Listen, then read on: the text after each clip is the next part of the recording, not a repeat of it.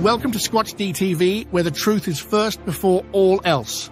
Join your hosts, veteran investigator, TV personality, and author Steve Kulls, and from the Kentucky Bigfoot Research Project and the Kentucky Fried Fixes channel, Chris Bennett. Sit back and prepare to take yourself on a journey with the longest-running Bigfoot podcast, Squatch-D TV. Here are your hosts, Steve and Chris.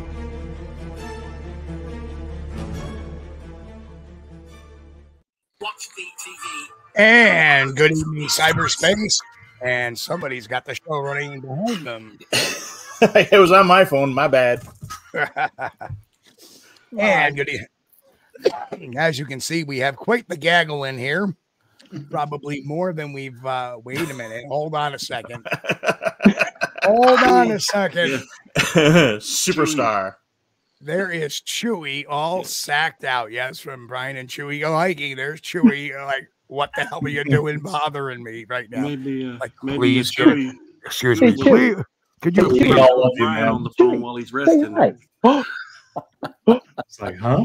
This is all this attention for me? Oh, God. Chewy, it's Matt, your best friend. Chewy. Yeah, same response. Awesome. Yes, and as Walter says, the other office assistant. Ah, that's so funny. All right, you did your job. Yeah, it is. The office assistant is sitting over here, by the way, smiling at me, just waiting for the next. Here, one more. There you go. All right. So anyway, welcome everybody for today's Squatch-D TV for April 14th, 2024. I'm your host, your guide, Squatch Detective Steve Kulls, along with Chris Bennett right down there. And look, we got a whole bunch of guests over there. Golly, whoop, over there. Yeah. Of course, we got Matt from Central Florida, Bigfoot, Mike from Tactical Bigfoot Research. Everybody knows Alex Petikoff. Of course, we got Eric Swanson over there. And of course, we got Brian and Chewy Go Hiking, and Chewy's kind of taking it easy today. So welcome everybody. Oh my Lord. And This should be a fun show. We've been having a lot of fun already behind the scenes before the show got started. So until I looked up and said, "Oops, we're 1 minute late." Yeah. Oh, so man. then time we flies. do the roll call over here. Yeah, let's get right to the roll call so we can get to this wonderful dais tonight. Of course, we got Walter Kroll first in today, numero uno. Yeah. Of course, Pat Collins. We're not going to. Henry May, Sharon, good to see you. Jim Bodkin, welcome. Mick is in the house. Hello, Mick. And Ristel, good to see you, sir. Welcome. We got Tom Connolly and the Bigfoot Society. Jeremiah, good to see you. Grasshopper is in the house. Daniel Weeks, hello. Lil Kilroy was here. Lil Kilroy. Of course, we got B. Lynn also in the house. DM Zabo, good to see you, sir. I know DM Zabo, you catch us on replay, but it's good to see you live once in a while. Arthur Watch, Jay Fritz, hello, guys. Of course, Jeremiah's like, hey, it's Enrico Palazzo. Yeah. Chuck, from Nezra. Good to see you, Chuck. Good to see you. Patrick Barrett in the house as well. Welcome. And Bigfoot World Cryptids, the Paranormal Central Florida.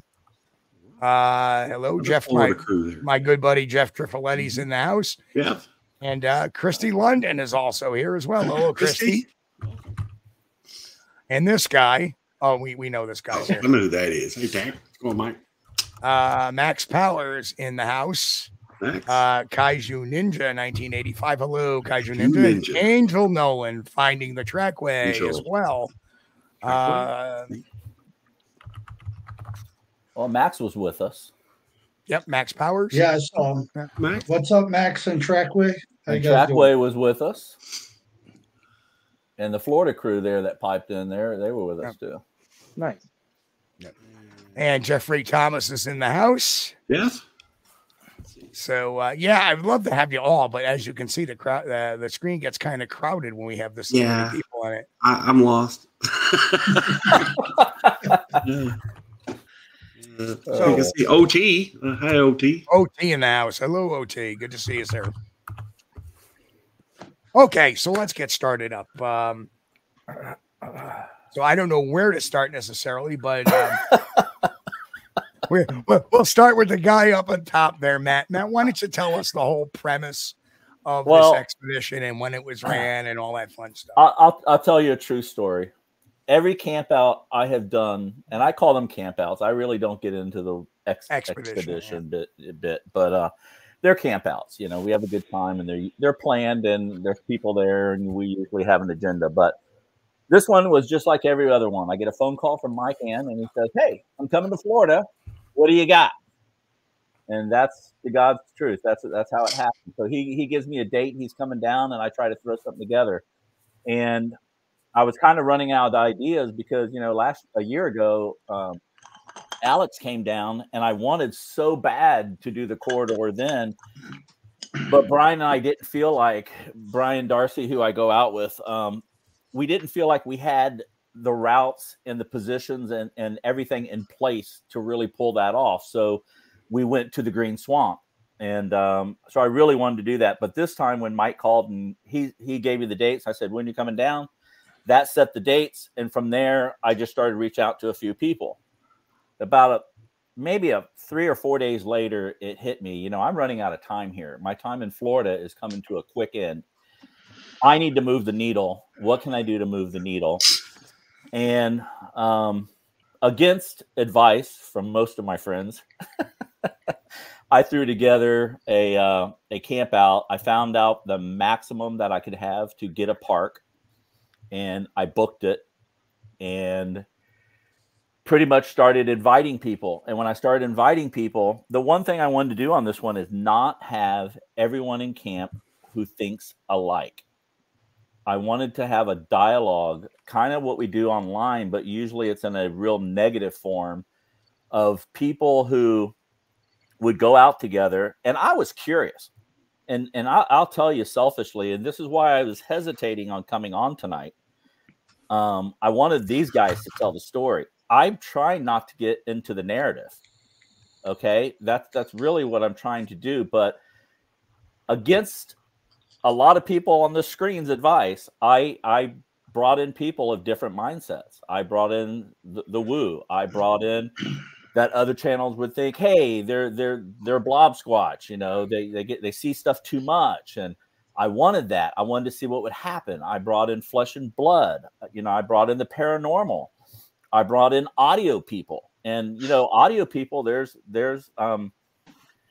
you know, you can have pareidolia in audio also. And so I just wanted to see what would happen. And the group of 25 was pretty evenly spaced, like 5, 5, 5, 5 or so of each type. I wanted to see what happened. And already I'm amazed at what happened. The experiment went way beyond what I thought it would be. I didn't expect any action at all. I didn't expect interactions from the people who had things happen.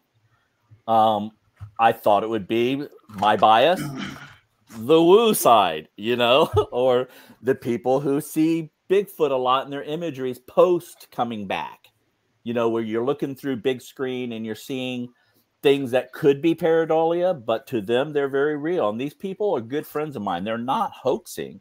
They honestly believe this. And who am I to say they're wrong? They may be the right ones, and all of the smart critical thinkers may be the wrong ones. I don't know. So I wanted to throw together something that answered a lot of questions of mine. The BS you're seeing online of the infighting between these types of groups, and really go out together as a team, which is really risky. See what would happen and have a dialogue the next morning or that night of what happens. And that's really was one part of the experiment. The other part of the experiment, and it's already blown my mind, and there's some things I don't want to get into because I don't want to trip over narratives.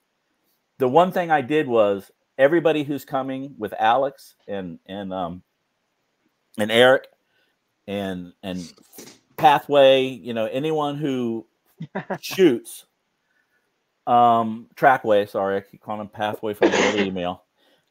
Anybody who shoots, I wanted them to have their own narrative. So I put out an email, and I'll read something here real quick. And this kind of raised a couple eyebrows, but I'm going to say, let me see if I can find the one. I said, good afternoon, everyone. I'm excited about the upcoming campout. I believe we have a good group of people, diverse in different beliefs, different techniques, and different experiences. I don't want a group that 100% thinks the same. I'm approaching this campout as a photojournalist and want to hear from all sides, not just what I believe is out there. Okay. So that was one thing. And then I put, please note, there is no charge. And you mentioned this, happily on your show the other night. I heard there is no charge for this outing, no charge for the campsite reservation. Just cover your own expenses and needs. A Publix is very close by, so you can drive there daily for food, supplies, and bathroom needs. My application for this group camp states, and this is kind of important, we're all friends that have met on the trail over the past few years, and we're having a reunion. True. We're all into photography, nature, and birding. True. Note, no mention of YouTube or anything else. In Florida, there's a thing that if you're coming in as a production crew and you mention YouTube and you mention putting sticks in the ground, it becomes a big deal. You mentioned Bigfoot. I have noticed that it will shut you down real quick. Wow. Okay. So I did this reservation as a photography group of friends who have cameras. I said that specifically so if anybody rolled up on us and we got a bunch of cameras out, an unusual amount of cameras, we're a camera group of hiker enthusiast nature photographers. And I kind of think some people should take that into their playbook, because otherwise I have heard people, not to mention names, and they were with us on our group, that in Florida ventured to a roadway side pull-off trailhead to a state park, entered it at night, and let's just say park warden, rangers, whatever you want to call them, rolled up on their vehicles, figured they were in the park, ran their tags, found out who they were, and called them or tracked them down with the trail cams that were already in there. They were arrested, they were fined, and they're on probation. That's how serious it gets. And so I think in that situation, I didn't want to, and I stood up in front of everybody that night when we were doing a hello, like, hey, we're a group of photographers in case we're rolled up on.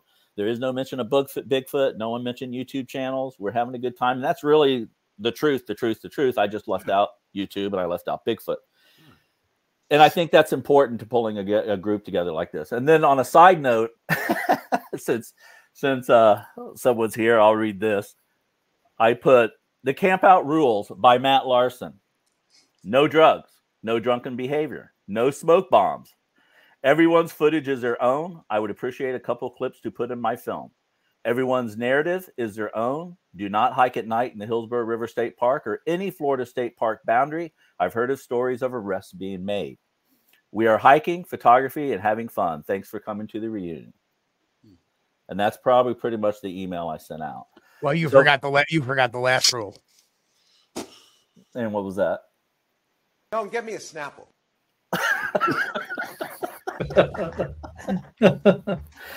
And you know, there's a lot of people that was in the invite list, but I just was concerned about activity. I didn't want the smoke bomb was directed towards someone here on screen that Boo! on a previous outing. Can I say this?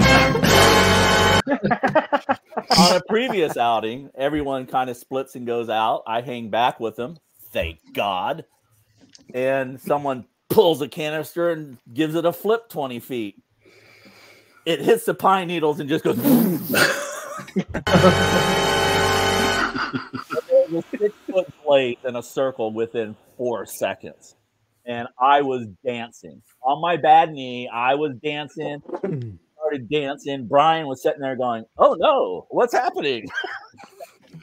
And it a little crazy. So I just, and also it wasn't only that, the smoke hung around a long time, and I didn't want someone to think there was an actual fire there, right, and send people down on top.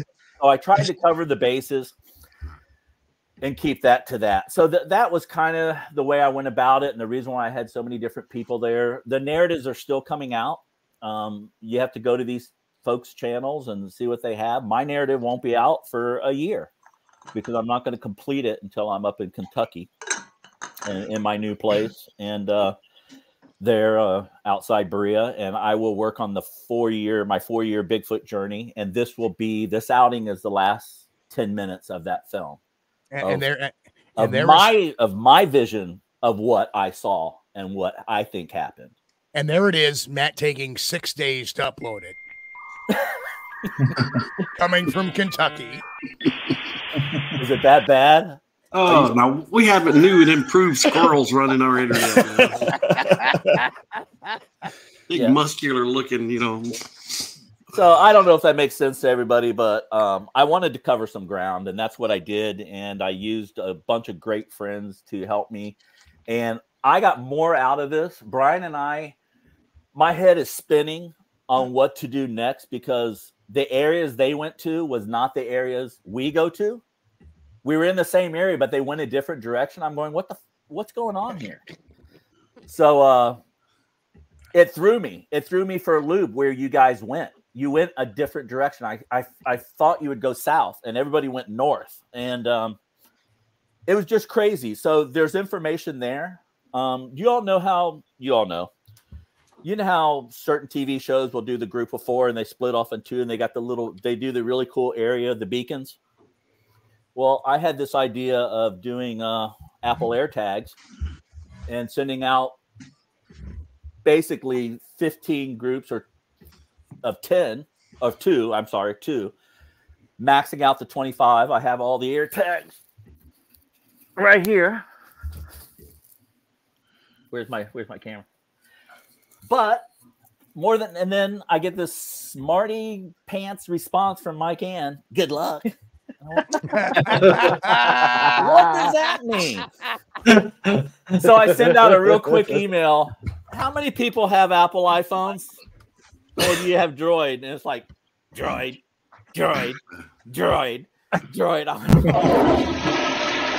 Yeah. Sorry, Becky. And then when I got back, I'll tell you real quick. And then I'm going to shut up. But I'll tell you when I got back, someone said, well, why didn't you just do the Find Me app? It would have worked the same way for free. Had everyone sign on to the Find Me app, and then you could track the team. But what I wanted was an aerial view of 12 positions, not just 2, covering a 2 square mile, 2 mile north and south, 2 mile east and west, which we did pull off. But I had to do it with GPS locations. So we have a map. I have everyone's position on it. And then I have everybody's narratives of what's happening on it. And then I'm trying to see if it makes sense. And it all happened on the northern boundary, the opposite direction that Brian and I go. So it was pretty cool. And what I'm also finding out is that, so I wanted that graphic for my final film. I wanted to just blow away here's my 2 positions, one by the creek and one by the lake, and blah, blah. We had 12. Okay. Really cool. So I wanted to do that. And then the data I'm looking at is where those people were to what I had going on. There's things that, there are several, let's just say there's several aha moments that I went, oh crap. Because remember the episode of The Corridor, I think this is the last one I produced, where the Black Panther jumped out of a tree? One of the pins overlapped that spot within 20 yards. I mean, it's really close. And I went, okay, this is where we got creeped out. So there's some information there for me that it's starting to add up. And I'm just curious what their narratives are going to be. And it was also the ultimate vetting expedition. I think it's a viable space. What do my friends think? And then Brian and I had to have a really serious conversation. This is the biggest thing of all of it. Is Brian Darcy and I had to sit down and said, do we want to tell these people our location? Do we want to tell these people where we are? That takes some stones. Do we want to tell these people why we think it's a good location? What's happening with private campgrounds and ex-rangers and homeowners that we know have been pushed out of land? Do we want to reveal this? And then you got to understand, 8 of the crew were Florida people that I no longer go out with daily. Do I want them to know this information? And do I trust them with the information? So this was a real, not only a vetting expedition, but this was laying all my cards on the table and saying, this is what I got. This is what I'm seeing. This is what I'm happening. Go. And that was it. That was really the trip. And I haven't seen that done. No, So, it is quite unique, I must say, to have all these different disciplines of Bigfoot research to be there at once, collectively working together towards a goal. I think it's a wonderful thing. it was fun.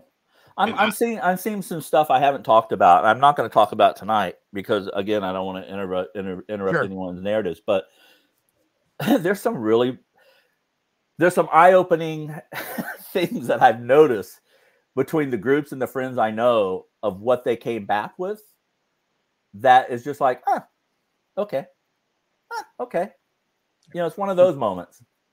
And tonight we have 3 Bigfoot researchers and 1 filmmaker with us. And I want to get Eric's play towards the middle of this rather than the beginning of this, because I think out of everybody, you probably will have the most unique perspective of it, not really being entrenched in the Bigfoot community. So it'd be really interesting to hear. So I don't know which one of Alex, Mike, or Brian, which one of you guys wants to go first? I mean, I'll start it out. All right. Okay, Alex, you're up first. Yeah, so I thought it was really interesting because I remember Matt telling me about this kind of corridor idea. And Matt, I feel like we've known each other, for going on 3-4 years now. Mm-hmm. So I'd gone out in early 2022 with Matt, and we went to, as he mentioned, the Green Swamp. But I remember he told me about the corridor, and I thought that was a really interesting concept because in the Bigfoot topic, a lot of times people say, oh, go to these really remote areas, go to these areas that have millions of acres of wilderness. Sure, that's probably, you'd assume, good habitat for something like this, but your chances of having something happen are so tiny, usually practically nil, and that's majority of what happens when you go out into these areas. Whereas this particular area that Matt had been working these 3 years was, correct me if I'm wrong, Matt, a mile wide at the It goes down to a mile at one place, but that was about 4 miles north of us still. Okay. Still, so 2 miles, right? But it's a choke point, yeah. It's a choke point. That's the point. So I went into it expecting we were going to have all sorts of animal activity. I assumed, hey, if there's animals, which in Florida, I've had the chance to spend, I think, the past 3 years going down to Florida into the Everglades, as I mentioned, the Green Swamp, the Ocala National Forest. So I've had a chance to see those environments and kind of get a feel for them. I'm really interested in the Florida panther stuff, especially, and I've seen bear down there. We've cast Florida panther prints. We've reported multiple years in a row to the Florida Wildlife Commission with panther tracks that we found that have been submitted into their site. So I knew Florida has a lot of interesting wildlife, and of course you have the skunk ape stories. So I thought going into this area, we were definitely going to encounter some sort of wildlife. It just seemed as if it was going to be kind of a matter of fact, because again, you have a choke point where things have to move from point A to point B. And that's kind of what happened. We ran into a lot of critters. There were other groups there that they saw pigs on thermal, deer. There were hunting stands out there. So people obviously go to this area because it's probably a lot easier to go to here. And I think it was maybe Brian I was talking to, not Brian below me, Brian, Matt's Brian.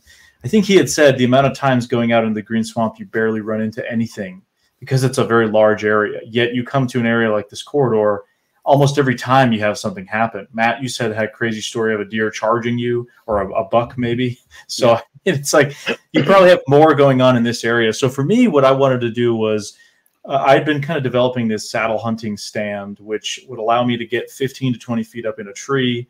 My buddy Paul Fuzinski of Aptitude Outdoors podcast, he kind of developed this. It's nothing new. It's just a saddle hunting stand where you get up in a tree and it's mobile. It's not like a tree stand where you have to set up and it's permanent. I can take this wherever. I mean, we spent like an hour walking around trying to find a spot for me to get up. So my idea was one of the nights, just in one of the groups, get up 15, 20 feet in the tree, sit there for 3 hours with the thermal and just see if we can get anything going on, especially if we have 5 or 6 other groups out at that time. There's critters moving around.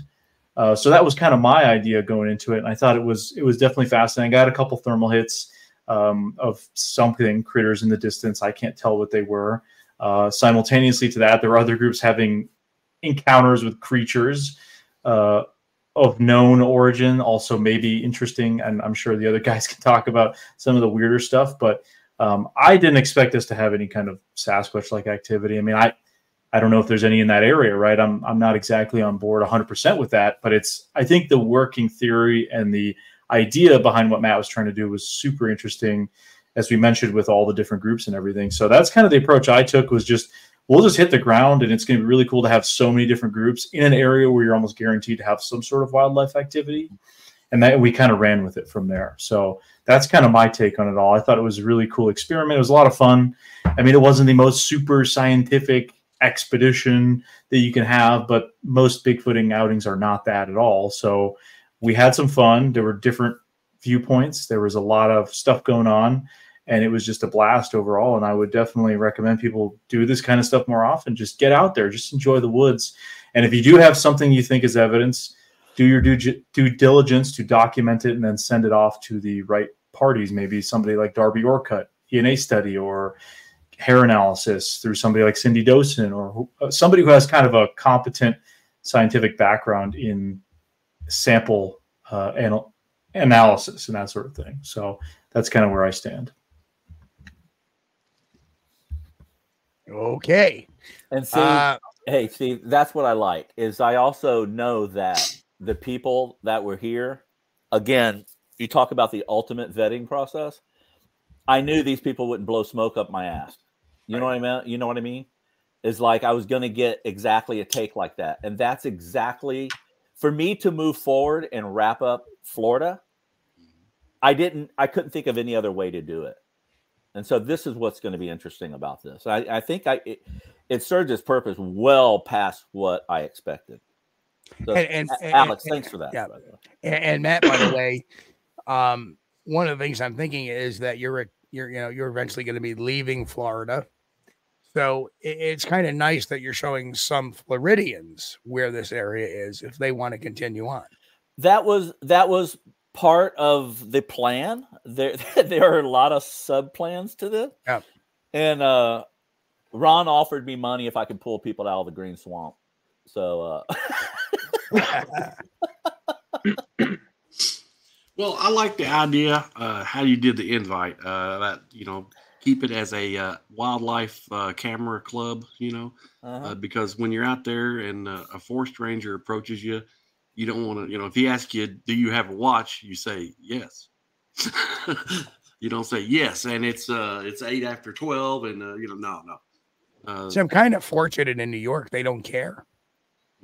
You could tell. I mean, I remember doing the NatGeo back in 2011, and there was a ranger there showed up because NatGeo had called, and the ranger was like, "How many people are staying in your camp?" I said, "We have 6 that are staying, permanently here for the next 4 days," and he was like, "Well, here, let me give you a permit just in case anybody else stays. That way you have, if it gets to be over 10, you're all covered." I was like, "What?" That's great. Yeah. And they just, I said, "I know you probably," and the funniest thing, I got the most honest answer I ever got from a ranger was, I said, "I bet you think all this Bigfoot stuff is a bunch of, crap." He goes, "Oh, no, not at all." He goes, "There's areas of the Adirondacks that have, been unexplored by man, haven't seen man in 200 years. and there was another car from the state sitting behind him, and he turns around and he goes like that. He goes, yeah, but that guy, he don't believe it. He's an asshole. And I was like, what? So that was really kind of cool, getting the real dope and not having to worry about Big Brother trying to to tackle us on that. So that's that's a little eye-opening about Florida. But thank you for sharing that, because I never knew. I would have made my way down to Florida and probably would have got in trouble. Well, the corridor also is a high area for poaching, evidently. So we've had numerous rangers that we have, nicely talked to and had good conversations. And a couple of them I have told who I am and what I do.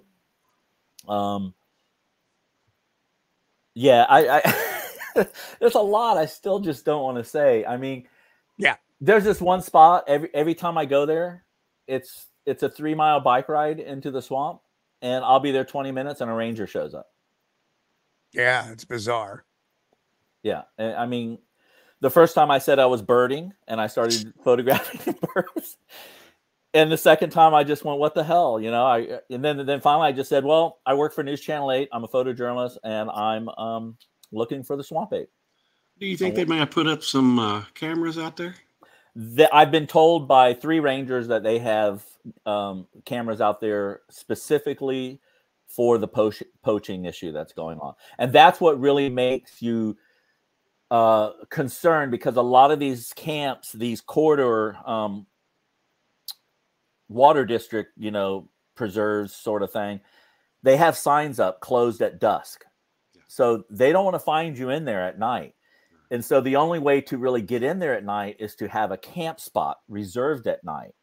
And then from there, I checked the rules very specifically, and there's nothing, because I was worried about that. Can you leave campground and be out at night? And so I tell you, I learned a lot from this. Like, I never want to really do one again. There's a lot of stress involved. There's a lot of advice coming from all directions, which I appreciated, because I did deal with them the best I could. Like the alcohol. I mean, there's people I wanted to invite but I just know they get a little too happy around a campfire, and I surely didn't want a ranger running up on us and having one person with 15 beer bottles laying under their chair, which they normally do. So those people didn't get invited. I mean, and I had to make that call, and I'm not usually the one that makes calls like that. So it wasn't a comfortable thing to do to get the right mix, but I'm happy with the mix we got. I wouldn't change a thing. I would do it with the same people again. It's just interesting to see how this is breaking down as it comes out, because the stories are coming out. Trackway has some stuff out. Brian and Chewy have some stuff out. Brian assisted, I think.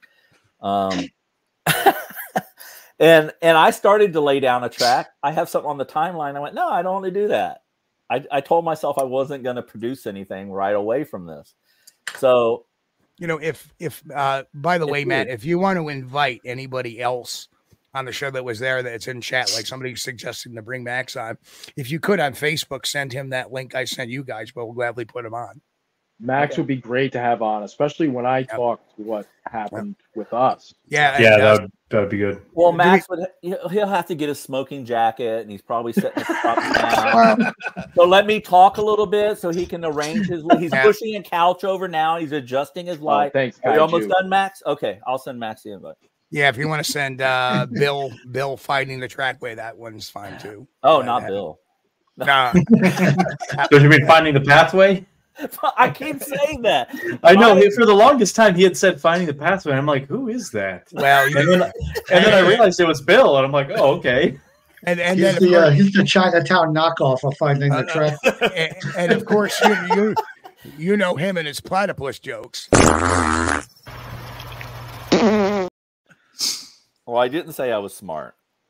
I want to say real quick, I just happened to be thinking. So, I first went down last year and met with Matt, who's over that way.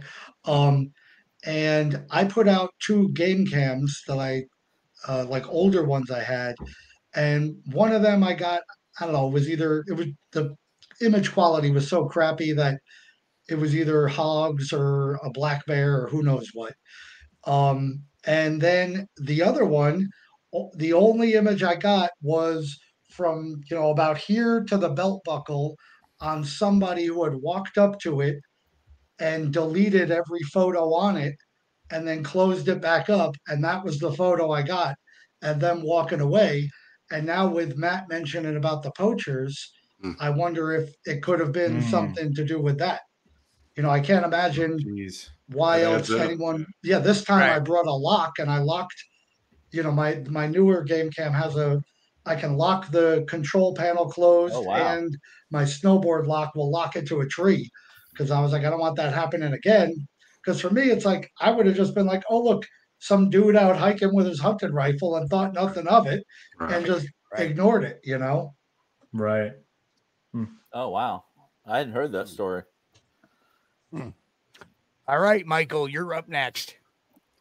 Well, Matt and I have been doing this a couple years, so it was kind of cool. We've been trying to get to this area, and the stuff that was there, very interesting. Seeing everybody from the different chats and stuff we've met across the country and stuff to get out was kind of cool. Matt did a wonderful job putting this together. Being able to kind of sit first thing in the morning and kind of throw some stuff together, who's doing what the plans were. He did not warn us about the mosquitoes. I will say I watched people with thermal cells and deep woods off and everything else still run around. Poor Alex had to watch me run back up down the trail. I probably scared more things away after getting chewed up. But there was definitely a lot of hog hair. The first gopher tortoise that I'd seen of its size in Florida and how fast that thing moved and how well it wanted to kill Chewy and chase us down trail. But we had other stuff. You could hear a lot of other animals in the area. The birding aspect, man, I was taking pictures of all the birds and all the wildlife because I wanted to document everything I possibly could. So when the videos came out, when the audio came out, I hear a bird in the background. Yeah, Shepherd and Amori in the background. That's okay. So, but I wanted to make sure I had documentation of all the local wildlife. Alex and I kind of went up north to look for some monkeys, what we didn't find, but we know that there's quite a few, groups of different primates that have been released from different filming expedition or shows and movies and stuff over the years. So I wanted to document that. Every year that I do go to Florida, my big thing is I'm going for the birds. I want those pictures. You and I, Steve, we've done it, up north. You guys know I'm a big proponent of those bird apps. Just because I want to know what's in the area. And we found lots of clumps with hog hair, in the middle of the trail. Alex has got some pretty good video of it. I think Brian, you got some, Eric, you got some of that, those tracks. So you could see them come across those big game trails. So it's a hell of a choke point. It was kind of interesting to see that the Flesh and Blood crew actually kind of bounced on things ahead of time, over the folks are more on the paranormal woo end of things. It was interesting. I'm not going to take away from watching Brian come run around the woods at us, with a knife in one hand and a dog leash in another. And, like what's going on here, Not who we all had our money on. We had 25 people there. I think you were like 24, right. 25. Okay. Yeah. We got to hear the story behind this one. Yeah, we got to get Max here first. We're not going to go there, quite yet. Well, we could premise, I guess, by saying that the first night when we were out there, there's a guy named Mike who's another camera guy, works the news business like Matt down in Florida. He had a friend of his who had never really been in the woods before, who was like a professional videographer with him. That was one team. And they went out and they were calling us all like, dude, we're having all kinds of animal activity. We're seeing hogs and deer. And then they said they were hearing some kind of weird mumbling sound, as they described it. And they were freaked out. So I think at one point, Eric, you and I actually went to go rescue them, right? I mean, they were in an area where there was some hunting going on. You could see there was hunting stands, little tents, even a feed station at one point. We actually broke off from the rest of the group. I think Mike and Brian and Chewy, you guys didn't have muck boots to cross this creek. So Eric and I were like, all right, you guys stay here. We'll go rescue them. Because they're calling us saying, "Guy, we're having all kinds." I mean, they were experiencing all kinds of animals, and they're like, "Yeah." I gave them a thermal unit, so they were able to film the hogs and all the other stuff. They said there was this weird mumbling going on that they thought it was like a person, but it was moving further away. And we're all thinking, like, okay, I mean, there's so much wildlife out here. Who really knows what's going on, right? It's almost a sensory overload. Yes, those two guys live in Florida, but they don't go out a lot. I mean, I know, Matt, you've been out with Mike before, but the other guy literally had never been in the woods before. I mean, total novice. So that was interesting. So that was kind of the preface to, I guess, what was going to happen. But Eric, you remember their reactions when we went to go rescue them, right? Well, then when we, I don't know if you remember, when we first met up with Mike and Christian, we were hearing something moving. The way I was oriented, it was off to my right. And I don't know, like 20 yards at the most, I saw a flash of brown. It had the cadence, the footsteps of just being a deer. But I mean, it was headed towards us. Right. Which is pretty unusual in my experience. Usually when I spook a deer, it goes the other direction. It doesn't, even though it was 20 yards away, it was still heading in our direction, So I don't know what that was running from, but it was more afraid of that than it was of us, Yeah, because I should say that first night we didn't do groups of two. We kind of did 3 big groups, and then Mike and this guy Christian went off, and then it was myself, Eric, Mike, and Brian and Chewy in one group. We kind of ended up going down this swamp path and getting destroyed by mosquitoes and had to turn back. That was a whole ordeal, and that's when we ended up kind of going, because there were some fields and other stuff where these guys were encountering all these animals, which made a lot of sense because there was deer and hog and everything that would probably go into those areas. But so, all right, we have the man of the hour. I think he's got his jacket on and the turtleneck. Yes. I don't know if this is going to work. I don't have a mic or anything, so I suddenly feel like I've underdressed. Am I red? Idol of millions. Max and Brian, you guys have to talk about. I like his caption. Idol of millions. Oh my God! Did I go grab a jacket and tie? Oh my God! I gotta.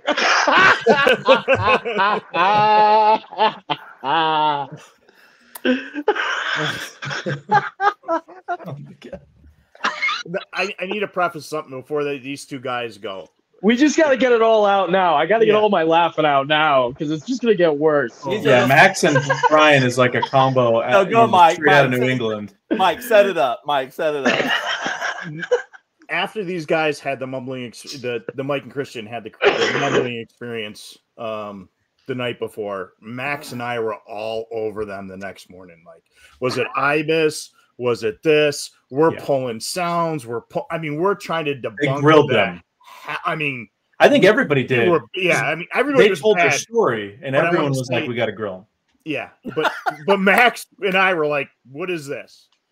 And then I'll let you guys go with what you had happen to you, and then what stuck out to me about Mike Hughes' story was he's an outdoorsman. He knows all the sounds out there in the swamp. Hearing the bipedal crunching. He said he heard the bipedal footsteps, and he said, I know the difference. And that stuck out to me about him telling his story. And that's why when I put out my corridor video, I wanted that whole experience uncut and just his reaction to him really explaining it very well the next morning. But that stuck out to me was hearing those bipedal crunches, because like me and Max know, you step on a dead palm frond or something is running from you that it is deafening. It is so loud when you're running through that thick foliage. And me being a Northeastern guy, and being an avid hiker, going down there, I felt like a greenhorn.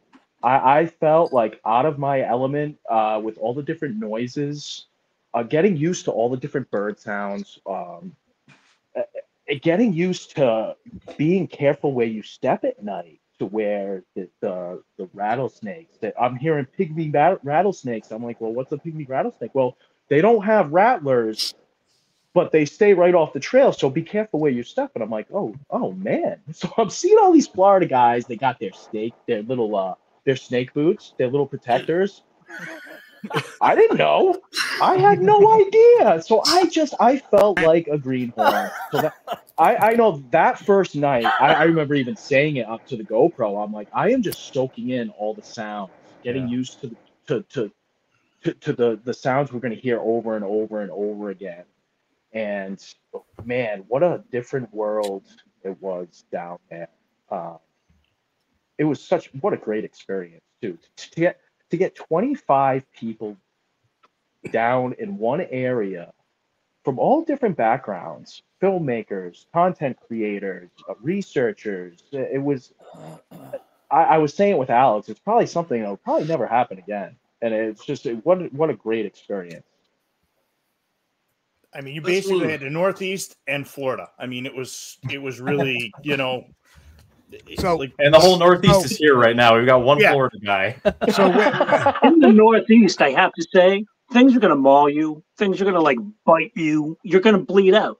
In the South, you don't even know these things are biting you, and you're going to die like 2 weeks later from some kind of poison. Yeah, no, that's not cool. That's not the way you do it. Give me a bear. I'm good with that. I know the toughest animal we hear in the woods around here is this.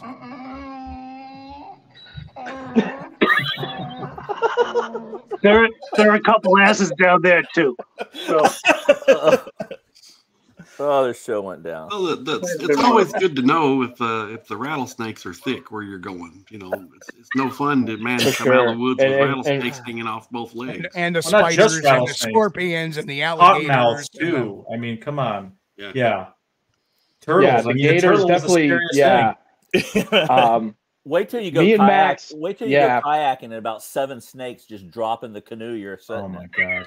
Yeah, I see in New York, the animals send you a postcard before they attack you. In Florida, that's stuff that'll just kill MFers. Just I know what Matt's talking about, and you'll experience that here in Kentucky too. If you get on the river, don't be taking your flat bottom boat underneath any trees hanging out over the river, because you'll get a death from above. You know. Okay, so I tell you, when Matt was having his whole big speech before we went out, and he's telling me he got bluff charged by a deer, I'm like, what the heck? Where are we? Like, what kind of animal does the charges a human? The deer down there are like 2 feet tall. I know. I'm like, I drove over 900 miles to get killed at night by some animal. Not a deer, it's a jackalope. And then it was the black cat thing the month before in the area where you all heard mumbling. I still got to hear this story about you guys Brian running out with a knife in one hand. Brian, instant replay. Like, okay, dude, so it was real set the scene, Matt. Real quick recap. Thursday night, the first night, I give the speech. I know people want to go out and just play in the dark the first night, so I gave no directions. Said, go explore. Tomorrow we're going out in the daylight. You're going to find your position. I'm going to hand out the Apple AirTags, and we're going to rock and roll. Well, so Thursday night, if I had to pick someone number 1 and number 2 on the list that nothing's going to happen to, they're not going to come back with a story. They're not going to have any bullshit. They're just going to, hey, nice hike, Matt. Thanks a lot. This was a lot of fun in a little 1 mile area. Great. Lots of fun. Would be Mike from the local station. He's the guy, along with Stan, that when I went out with him, everything was just a squirrel. Just a squirrel. Just a squirrel. So he comes back with this story, and I went, are you pulling my leg? And he goes, no. He's all, I went, no, seriously, are you pulling my leg? He goes, no. And then I start rolling on him. I got a little tape of him telling the story at night to the guys. So I wake up the next morning, and then I see them getting drilled by Max Powers and Alex and Mike. They're like playing these. I went, oh no, this is a fight. This is a bad idea. But I told everybody, you're going to get challenged, but it's going to be in a polite, not online type of way. And they're going at him. I wasn't going at him. I was asking questions. So Max comes by me. Max comes by me about noon that the day we were going to do the big light up the globe experiment with my blinkies for my final video for me. And he goes, it's just ibises. He just heard ibises. they sound like old ladies all the time. And so now, Friday night's the night, and they go out. Go ahead, Max. I honestly, I did hear it first. Actually, Chewy heard something first. His ears went up and started looking, right? And we saw that Chewy's the dog, right? Surely it's not Which one is it? But his ears go up and he it's all starts you. looking down the trail. It's for you. There he is. Tell the story, Chewy. He loves your show, Steve. He's usually awake for the whole thing, I swear. But Chewy's ears go up. He's looking down the trail at something. So I look down and I see like the shadow. And then, so now I'm like, okay, because nothing had happened. How long were we there, Brian? Like an hour and a half of dead silence. Yeah. And, or just like the sounds of the woods. There were crickets. There were all those kind Barred of things. owls, chattering. Yeah. The usual So sounds. Once Chewy wakes up, I'm like, oh, geez, maybe I ought to start paying attention. And I hear this mumbling off in the woods. And I'm thinking, oh, yeah, that's Ibis. That's Ibis. And I'm excited now because I'm going to be able to prove that, Mike from the night before didn't hear it. I think I even said that to you, Brian. I think I was like, oh, yeah, that's Ibis. And then, like, my face stops being so smug and excited, and I start getting a little like, is that Ibis? What is it? And I start, looking at Brian and kind of like, do you hear that? What do you think that is? And he's, kind of like, oh, yeah, maybe that's Ibis. Maybe. Is that mumbling, Brian? What is it? He's like, oh, yeah, well, maybe it's mumbling. And he's like, listening. And he, if you've ever seen the guy listen, and you don't see many people listen, but he was kind of like really trying to figure this out. And finally, I don't know, did you suggest we pulled out the bird app? You pulled out the phone, and yeah, we're like, let's see if you could pick it up with the bird app. Yeah, and we did. And so I'm like, all right, here we go. We're gonna prove it's Ibis, and it took a little while. That little spinning wheel, going around and around. And the two of us are standing there, in the middle just of the staring at the phone, staring at the screen, like waiting, And I couldn't wait for it to come up and say, "Uh-oh, is that me?" I couldn't wait. Oh, you're messing with me. I couldn't wait, like, for it to say Ibis, and all of a sudden it comes up, and the two of us are like out in the middle of the field, looking at a screen. Who knows what's going on around us? And Brian's face, before I could really see it and realize it, Brian's face kind of goes, and he looks at me like, holy shit. And he reads it, and it said human, Homo sapien. And the two of us were like, whoa, that's nuts. So I start texting. I know Alex is up in the tree. So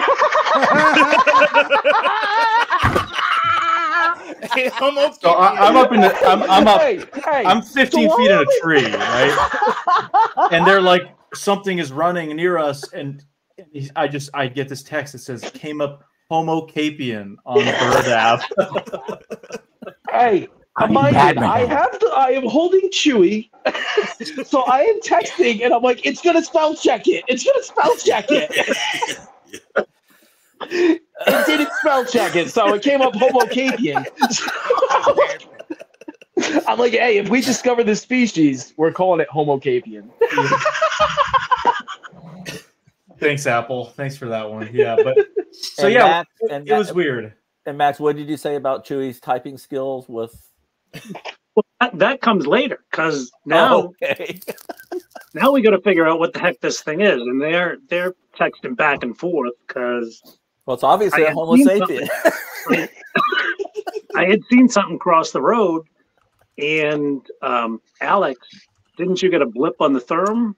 Yeah, I got something when I was up in the tree. It wasn't when you guys had this thing going on, but I saw something really distant just move.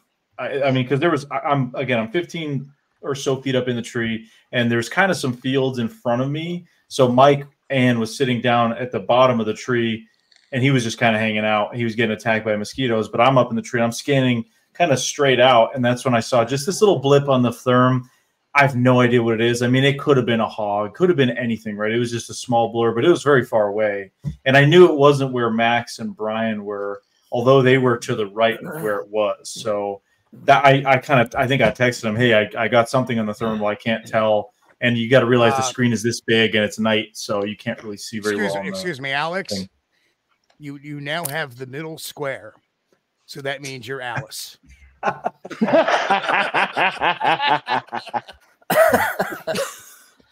Yeah. Oh man. But yeah, so I didn't. That was it. And then they kind of were texting us about it. But yeah. Yeah. Well, after that whole bird app thing, we started hearing the mumbling, but it got a little louder, and not just louder, in two different directions. So it was sensory overload for us for those minutes coming.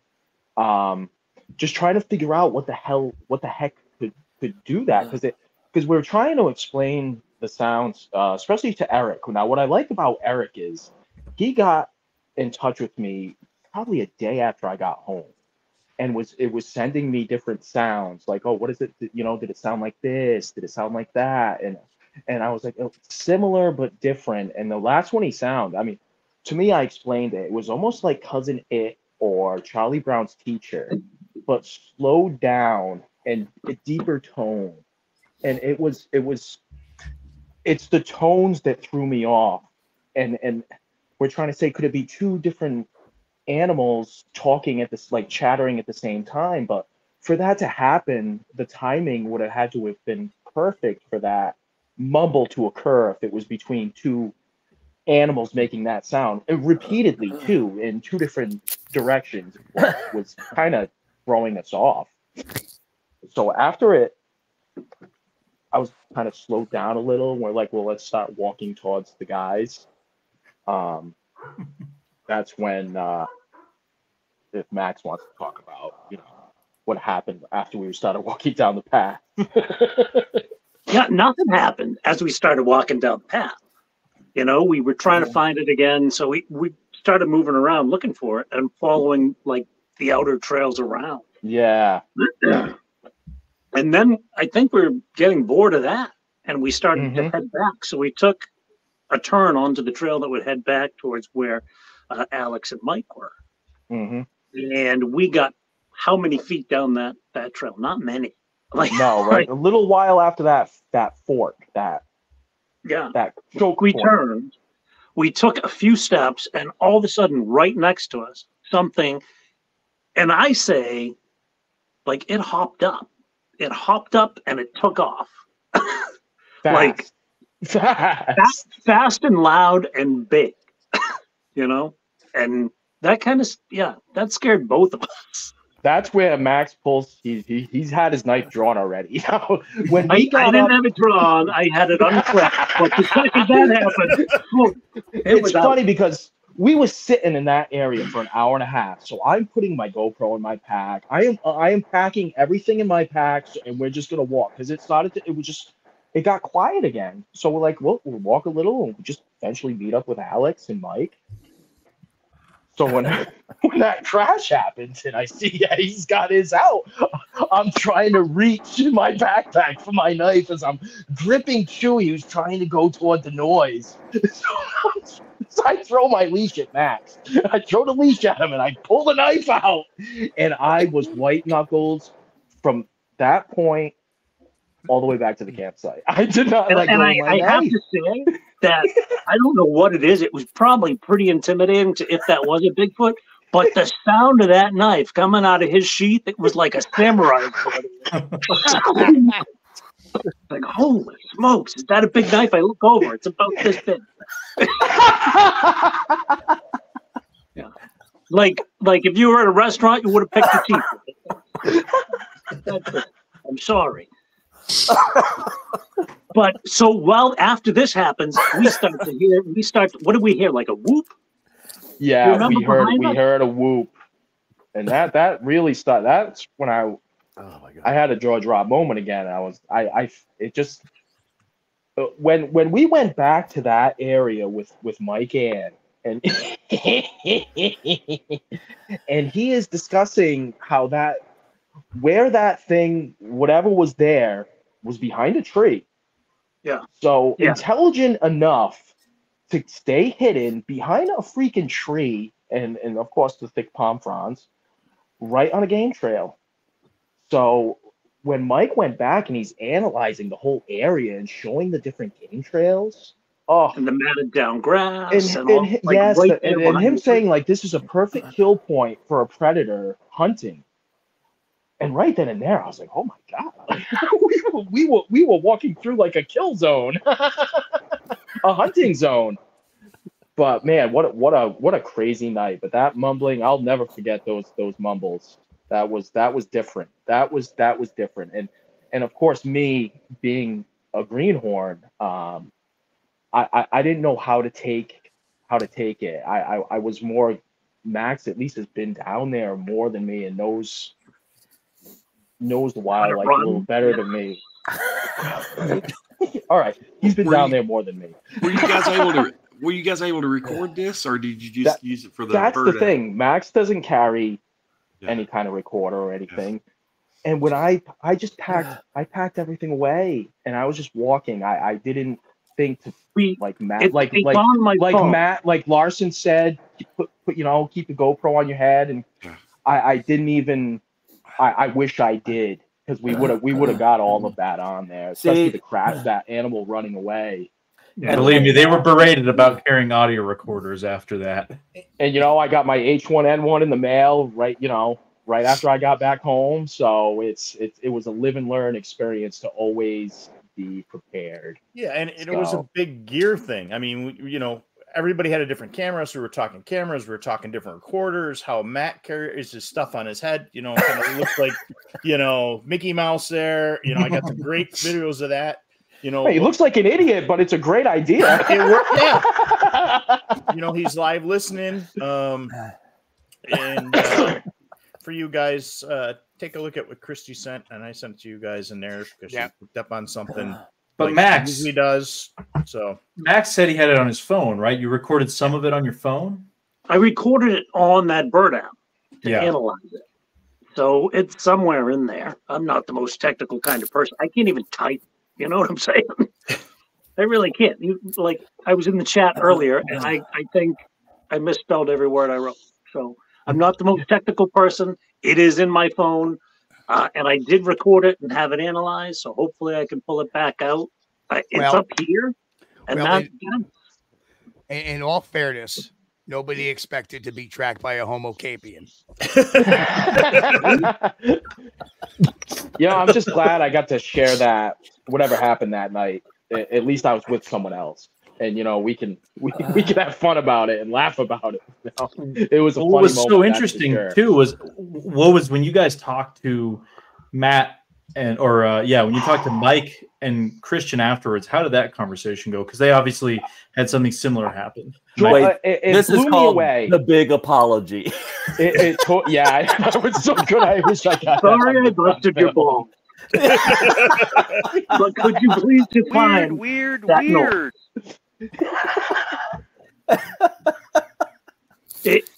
So yeah, the telltales were for all of these were Brian's faces, because he doesn't hold his emotions. Like, it comes right across.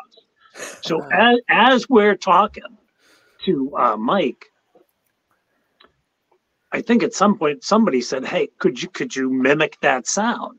And so Mike does the sound that we heard to the T, to a T. I was like, perfect. That was me. And his face literally was like, like everybody instantly knew, wow, that was the sound. So, and the next day, Trackway's talking about like hearing something similar, and I said, "Well, can you repeat it? Could you imitate it?" Yeah. And again, Trackway makes the noise, and Brian's face just goes.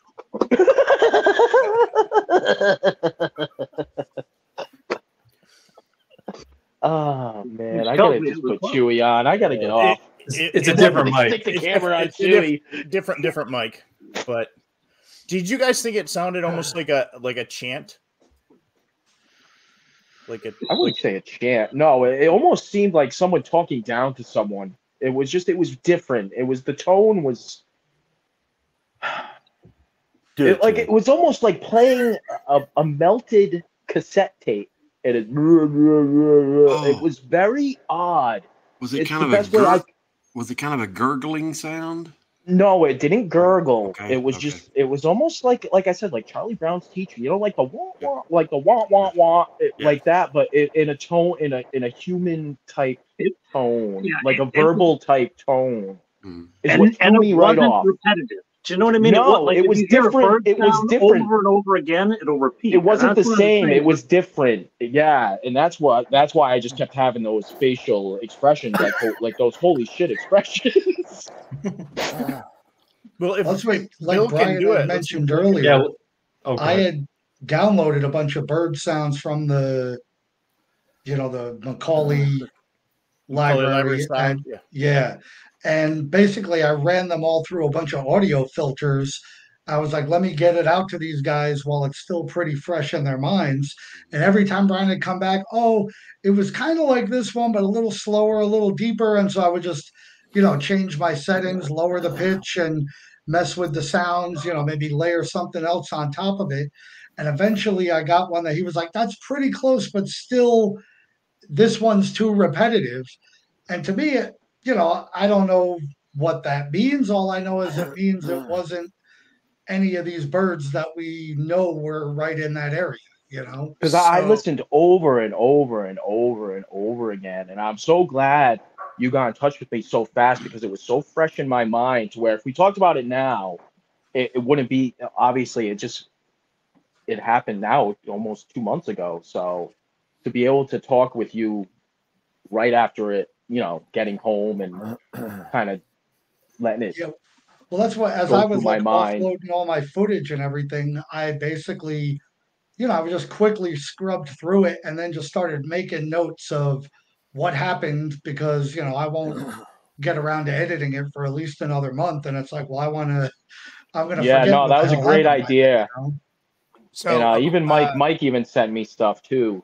And it just wasn't the same from what I heard. We do have a request. Does Finding the Trackway, does he know that sound? Because people have been asking him to mimic the sound. Bill, you have a... Yeah. Just to clarify, this is actually been told once before, and it was on Jeff Harding's show, Pine Island Research, Halloween night, 2022. And my experience at the time was retelling a story of something that happened back in the 90s. I'm out hunting. I'm just looking up a hill, still got a canopy. About 30 yards away, up above me, there's a soil bank. All of a sudden, this oak tree just starts shaking, and you hear this, and then two other much higher pitched voices came into the fray, and then it just went back and forth for a while, and I sat there and was dumbfounded as to what it was. Gotcha. Okay, copy that. Yeah, because you were asking for the Trackway version of sound, please. So okay, Yeah, it was pretty much just a deep, literal, and it just it went on for a couple minutes. At the time, I'd never heard anything like it, and I was just running through every animal I could think of in the area at the time. I never saw what produced it. I didn't feel scared or anything. I just, at the time, I kind of ran through bobcat, turkeys, maybe. I don't know. I didn't know what could shake an oak tree like that, though. Exactly. I don't think a turkey could. No. So, Bill, what was your experience? Did you have any experiences while you were down in Florida? Anything interesting? Well, the main thing I had is I had birds keep coming at my head. So every time I went out, I almost got nailed by an owl in the face, or the first night one went by so close I could see its eyeball. Wow. We almost got nailed. The second night we went out, we went past these great big areas. Me and my wife kept going to the south.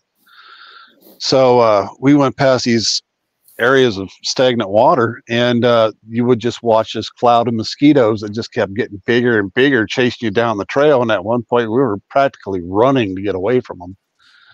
And but we dumped our gear. We sprayed up, and we was like, okay, we're going to sit right here for the night.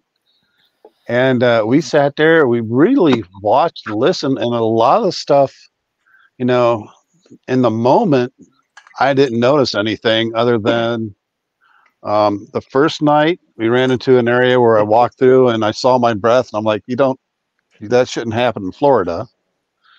So we recorded that, and we started looking into a bunch of different reasons for that, what could have happened. And I'm figuring, artesian water cooling the air and, dropping it below dew point. So we've done a deep dive into scenarios as to why you'd see your breath. Then we got down the trail. Like I said, everybody went to the north. We were actually at this point, we went more back to the west, and was just standing there, and just out of the blue, I asked, there's something here. Can you give us a knock? Okay, well, we'll leave if you give us a knock. We hear a faint knock, and I'm like, well, there's probably somebody else walking through the woods, but we said we'd leave, let's leave. And that's really, the only other thing that I ran into was when we came back the second night,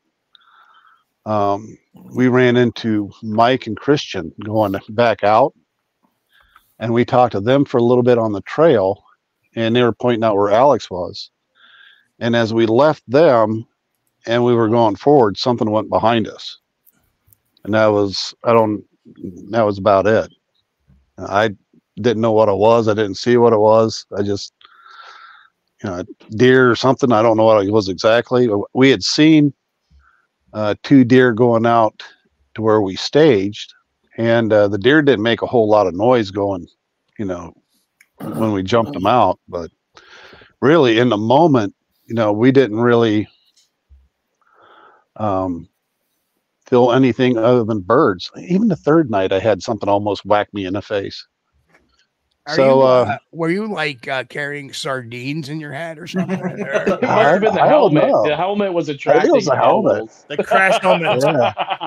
It was a helmet. Yeah, it probably was a helmet. It wasn't as bad as Matt's helmet. It looked like a dead squirrel on top of his helmet. That explains it. Either that or somebody taped like some bird seed to the top of his helmet too. And we had a lot of a lot of good thermals out there too. So now the last person I want to get to, and then I want to get to the questions, because I think we have 6 question stage for the group. We're trying to keep them towards the end. I wanted to get Eric's impression, is not really being a Bigfoot researcher. What did you think of this whole thing? I mean, obviously it was a great time. I mean, it was a fun time camping, at least. Yeah, it was a lot of fun.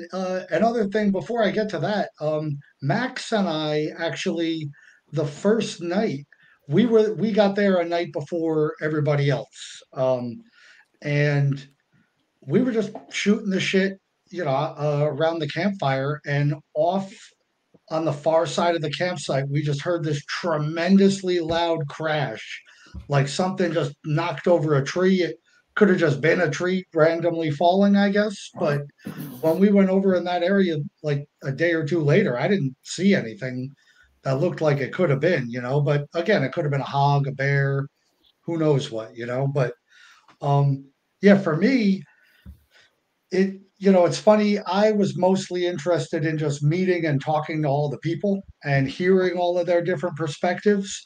And even like the first night when Mike and Christian heard their mumbling sounds, I was thinking about going with them, and then all of a sudden they were like, "Oh, we're just going to go and sit still." And I know I'm not good at sitting still.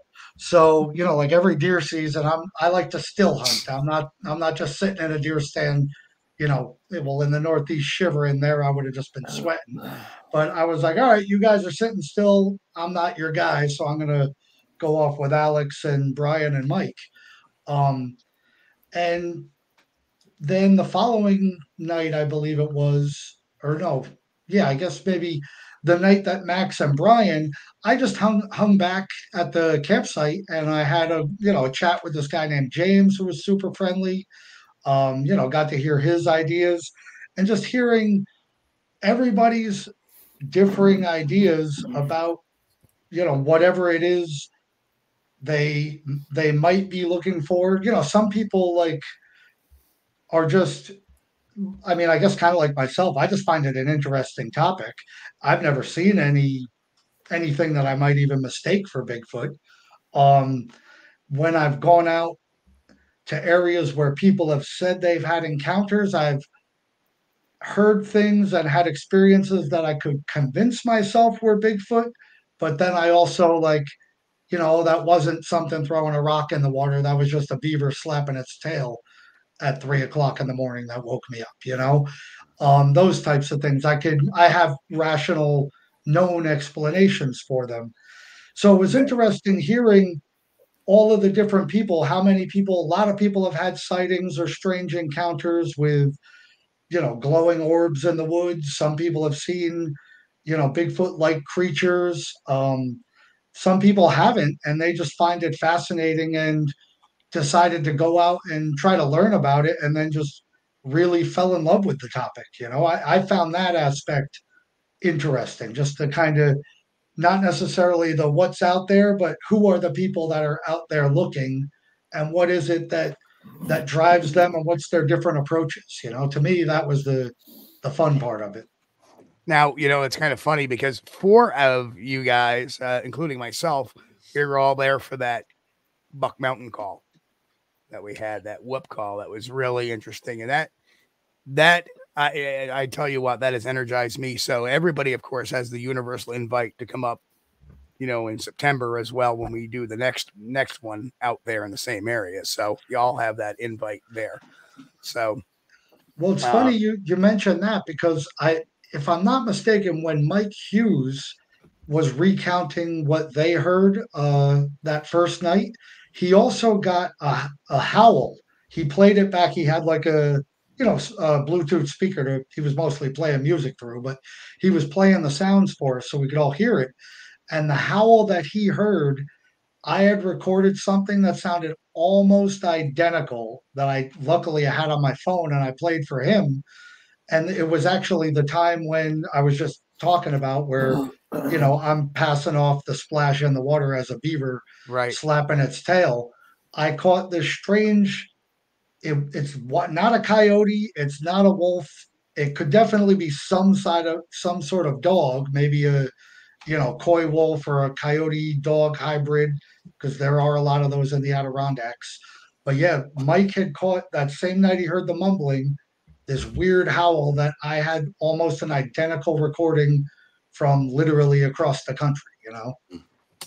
Wow. Okay, let's get to some questions here. And anybody can take them. Kaiju Ninja in 1985 says, not trying to be negative by asking this question, but do you think, I guess to Matt, do you think having a large group of people might seem intimidating to the Sasquatch? Well, the idea and all those crazy thoughts cross my mind. Don't you know, it's too big of a group. Don't you know they see IR? Don't you know? But what I knew that the Sasquatch didn't know, actually they did know, that there's no one working this area that's in Bigfoot. Right. And so my idea to do the 12-team breakout of twos was to catch them off guard. They have maybe are used to one or two groups being out doing a night sit and a blind or whatever. But we had people up in trees. We had people in blinds. We had people moving. We had people doing all sorts of things. So, and then of course we had Brian and Chewy out there. The idea was, would something be caught off guard? They may see a group. Let's just say they're out there. And I'm just speaking like, okay, they see a group and they go, oh, let's move around this group. And they go, oh, shit, there's another group, 60 yards away. Go this way. Oh, shit, what the hell's going on? That was the idea, was blitzkrieg. It really was. And the ringer I had, I really extended an invite to Hellbent Holler. And I really wanted Joe and Jesse as the movers. My idea was to have 12 teams sitting and they be the wild cards because they move so well at night and they have such great night vision cameras. I wanted them to walk that whole 2 miles, loop, catching every trail. And the idea was, would Bigfoot, I labeled all the eye tags, eye tags, I guess they're called, BF1, BF2, BF3. I had them assigned to everyone's phone number. I had them assigned to everyone's position. And the idea was to have someone like a Hellbent Holler move through an area, and would, BF2 catch something and then BF10 pick it up? And would there be a chain of custody in experiences? And so I was kind of testing that whole theory too, because I've always wondered, seeing these other shows, how come there aren't more of them? If there's only groups of two or one solo, they know where that person is for sure, so they can keep a distance. But if you spread out, keep quiet and sit, maybe we would trigger something. And that was the idea concept. And there have been reportings out there. Florida's up on the top 5. And so I've had people, since I've had my channel for 3 years, say, Matt, I saw a monkey run across the road at this location. Is it anywhere near your location? And it's 1.5 miles from where we were. And so there is a class 1 sighting directly across the river. There's sightings in the Cypress Creek Reserve. If you follow the Florida corridor where we were in Hillsborough and Pasco County, it starts up and then it comes down the University of South Florida, and then it swings right back up and then goes out into the Green Swamp. All through there are Bigfoot sightings. So there's at least 6 really close by. And I'm also a believer in that many of those reports aren't reported, because they're I've gotten more reports to me than what I'm seeing on the BFRO. And I'm sure Alex is probably experiencing the same thing. Well, something interesting that I noticed, just to add real quick to Matt's point, was when we were specifically looking at this location, I remember we were sitting in camp, a bunch of us, and we were looking at the Bigfoot Mapping Project app. And recently, Scott of the Bigfoot Mapping Project, he added John Green's data, which is one of the earliest compiled databases of sightings. And there was a point, I believe it was in the 80s, that John Green went to Florida per the invitation of a researcher, and we were looking at areas west of us where we were, which are now suburban, urbanized, which 30, 40 years ago were extensions of the Green Swamp and extensions of what this corridor would look like. So, I mean, you look at the sightings now, and the green ones are the John Green ones, and they just they're in areas where you'd never expect anything to be, because again, this area has been developed in the last 4 to 5 decades. So I thought that was really interesting. So there's almost like a consistency of reports. And unfortunately, as Florida's population has continued to go up, these corridors have gotten smaller and smaller, and the animal areas have gotten smaller. So I think it goes back to the idea of the choke point. If there was ever a place where you'd be able to get a group of people in there and say, hey, something's moving through here, we might as well give it a try. I don't see the harm in trying it. And I think that's what we did. And if there's something there, maybe there is, maybe there isn't, but we sure as heck ran into a lot of other critters. And we weren't out there knocking and screaming. And I mean, Matt kind of set that groundwork down. And, we at least our group of Northeastern guys, we didn't go out knocking or screaming or anything like that. We sat quiet, unless we were like texting each other, using voice to text it.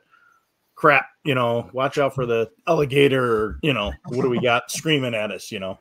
The one thing that we use that, especially that second night, that I find intriguing is me and Max heard the two people that were on e-bikes at night.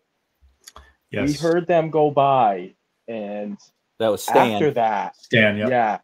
yeah. After that is when we started getting the action. It was after we heard the e-bikes, after they went back and they were gone, is when we started getting a lot of the action. If I may ask, were they talking while they was riding? I do not know. Was it Diane? It was Stan and that lady. I don't remember her name. Marianne, yeah. So, yeah, they had the e-bikes, and normally that area has been a non-e-bike or bike area at all. But what's really weird is when we went in there, they had switched all the signage. I almost didn't even recognize the place from the 2 months I was there before. The road had been graded. It had been flooded, and I've never seen that area with so much water in it. So I was totally flipped and turned around the whole time. So they had their e-bikes in there. I wasn't sure if they could have them, but knowing that we had the whole area, there was no one else camping in that area. We had the whole campground to ourselves, and you cannot enter that area at night. So I felt like, not that that's a sure thing. I understand that, but unless you're a poacher or doing something, you know, you're not supposed to be doing.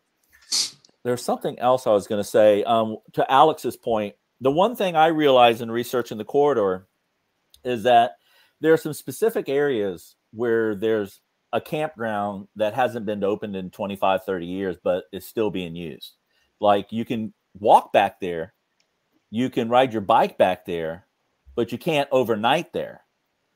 And I find that really interesting. And every time I show up there, either a ranger tells me that there's cameras all through that area. Don't be caught here at night. It could be just an idle threat. But they didn't say it like that. They just said, well, you know, there's cameras all through this area. So just be careful. And that's after they knew who I was and that I was with a News Channel 8 station. I dumped the News Channel 8 because I was kind of like, I kind of felt like they would leave me alone if I said, hey, I'm with News Channel 8. I'm not doing a story for the station, but I am, you know, a videographer with the station, and this is what I'm doing on the side as a photojournalist, just to see if my theory is if something is this and move through here. So real quick, what I want to say to address Alex is, I know that this area with all the encroachment, what I do know is this area has not been encroached on in 100 years plus. Obviously, if it hadn't been 100 years, it hadn't been encroached on then. The encroachment has already happened 70, 80 years ago. The people that had cabins there, that I have talked to, two of the people that have been forced out of the area. I'm calling Target Zero, Ground Zero. They were forced out of their cabins for eminent domain so they could build big mansions on the water. That never happened. So they lost their cabins. The campground went quiet. It's still a functioning bathroom. It's the cleanest bathroom campground you'd ever want to visit. You can ride your bike in there during the day, but you have to be out at night, and you can't campground. You can't camp there. So I started researching and trying to find photos. There's no photos online of this campground. Nothing exists. So I reached out and found people. Can you give me a tour of this place? Can you tell me your experiences 60 years ago at this campground or in this area? And it just gets weirder and weirder and weirder. So the point is, yes, this is a 1 mile to a 2 mile choke point that leads through, but it's been a quiet for hundreds of years. It's been a quiet. It's not going this way. It's going the development's outside the corridor. It hasn't been in the corridor. Nothing's happened in the corridor in 60 years. So that's a quiet, safe zone. Other than if you're a hog, there is hog hunting there. So that's what I wanted to say to that. Yeah, I would love to see you do an expose in that at some point down the road. You know, what the weird stuff was, what the, you know, either in book form or video form. That would be an awesome read. Well, I'm starting to wonder if these camping areas that are no longer allowed to be camping areas is not more common than people think, because I know there has been a few camping areas around in this area that were you could go down there and spend a week or whatever you wanted to do. And now they're listed as day use areas only, and with no camping. So Right. It seems kind of odd that they want to keep people out of there at night now. Well, the same thing in my research area 1. There used to be a total of 12 campsites. Right. And right now there is only a total use of 3 campsites left on that particular road. They seem to have moved all the main camping to the east of that location. Yeah. So it's very curious as to why, like, when I first started, there was a Camp 12 when I first started coming down there. And that was the last of the campsites. And now we have Camp 8, 9, 10, and that's it. There's no camps 1 through 7 are gone. Camps, Camp 12 is gone. Camp 11 is gone. And the rest of the area on that road is day use only. So it's very interesting to see why that goes on, especially when you have an untouched piece of land. I mean, this land was untouched. So very, very good point. And it seems to be more of a commonality than it does. And it's strange because, not that I'm big into government conspiracy, but, it's in an area they always seem to happen in areas close to Bigfoot research. Right. Where there's been sightings. Right. Right. So, and they also are still maintained, because the area that I found my trackway, my Bigfoot footprint trackway, was in one of those closed parks. But even though you couldn't stay there, everything was very well maintained. Yep. Yeah. Right. So. Right. Well, and the thing is the camping area that's been slowly eliminated. Is between the big parking area for where the camping area and the trails start and another section of the park, but it's also between that and the day use area, which is down towards the bottom of it. So this area is in between the upper parking lot and the day use area. And that used to be all camping, and they've limited it down to 3 camping spots out of originally a dozen. So very interesting why that happens. A couple other questions. Matt, is this the area where the gator almost got you? There's a gator there that's the size of a Volkswagen, a small beetle. That's Christy. Yeah. So, no, I don't. No offense, Christy, but you'd think you'd know. No. Well, she's picking up on some other stuff in the area, gentlemen, that we'll talk about offline. So, you know how she did you, Matt X, once before. So, hey, wait! I think I hear the gator now. Those are gators. I'm sorry. Oh, that's... Next question. Brian and Max. When the subject fled, did it sound bipedal or quadrupedal? It was so hard to tell because of the crashing through the palm fronds. It was loud. It was just too loud for me to say it was 2 or 4-legged. I couldn't tell. Loud, heavy, and fast. Yeah. Well, you have in your video, Brian, you have footage of me stumbling and almost busting my ass. And it was nothing. It's just like 3 or 4 stomps, and I mean, it's just the loudest noise you could imagine. Yeah, and your steps didn't even compare to what we heard that night. Yeah. And John, Sasquatch Wizard Adirondacks asked, do you think it was down low or cider crawling? It was behind a tree. That's all we know is it was behind a tree on a game trail. I saw a shadow, and I would say earlier. And what do you think? That was maybe an hour earlier, maybe a half hour. No, because that one was long and low. But the thing that got up and ran, I could physically see a shadow move off. How tall it was, I don't know. It was probably shorter than me, but taller than I would think like a hog would be. Yeah, because I didn't see the shadow. He asked me, he's like, "Did you just see that?" And I said, "No, I did not." Did anybody after the event go back to that area and see if there was any pathway or oh yeah, we went back the very next day. We all did. First thing. Now Mike is shaking his head. Yes, can you? And Mike, you obviously are like you have that cat, the cat that ate the canary look on your face. Oh, we went back. We had drones up. We did the whole trail. Looked for the game. That's got a camera out there now. Yeah, I mean, yeah. So we have a camera out there running now. It's been running for 6 weeks, and so this is wind trigger right here, and I'll show you a night version here. This is all wind from the wind here. It's just firing. The battery. I'm going out tomorrow to change the batteries because this happened. But there you go. Here's there you go. And when you shine a light into those palm fronds at night, you can't see a thing. I couldn't see anything. We shined a light in there at night. I couldn't see anything. I mean, it's just palmettos and brush. And And you got to realize in the daytime when we went out there, we're being warned. Hey, there's snakes hiding, and they hide in this kind of terrain. So we're trying to circle around the tree and look everywhere. We're very cautiously looking where we're stepping. So it was just kind of weird.